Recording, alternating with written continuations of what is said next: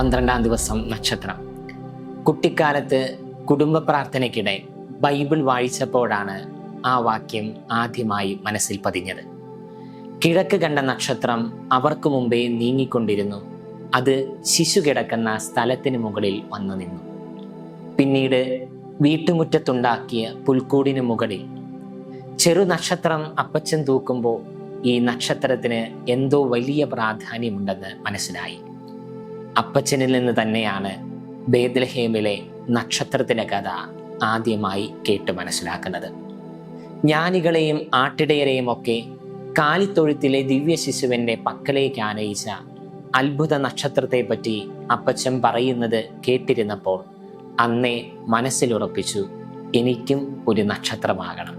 ഈശോയെ മറ്റുള്ളവർക്ക് കാണിച്ചു കൊടുക്കുന്ന ഒരു കുഞ്ഞു നക്ഷത്രം. സ്വയം നക്ഷത്രമായി തീരുക എന്നതാണ് ക്രിസ്തുമസ് നൽകുന്ന പ്രഥമമായ സന്ദേശം.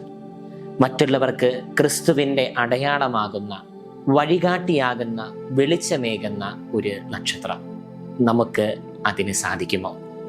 ഈ ക്രിസ്മസ് കാലത്ത് നാം തൂക്കുന്ന ഓരോ നക്ഷത്രവും നമ്മുടെ ജീവിതത്തിൽ ദൈവത്തിൻ്റെ വെളിച്ചം എപ്പോഴും വഴികാട്ടിയായി ഉണ്ടാകണമെന്നുള്ള പ്രാർത്ഥനയുടെ പ്രതിഫലനമാണ്. നാം പരസ്പരം പങ്കുവെക്കുന്ന സമാധാനത്തിൻ്റെയും സ്നേഹത്തിൻ്റെയും സന്ദേശം ആ നക്ഷത്രം ലോകത്തിന് നൽകിയ ശാശ്വതമായ പ്രകാശത്തിൻ്റെ തുടർച്ചയാണ്. നമുക്കും ആകാശത്തിലെ ആ അത്ഭുത നക്ഷത്രത്തെ പോലെ ചുറ്റുമുള്ളവർക്ക് പ്രത്യാശയുടെയും വിനയത്തിൻ്റെയും സമാധാനത്തിൻ്റെയും വഴികാട്ടിയാകുന്ന ഒരു ദിവ്യ ദീപമായി പ്രകാശിക്കാം. ആമേൻ.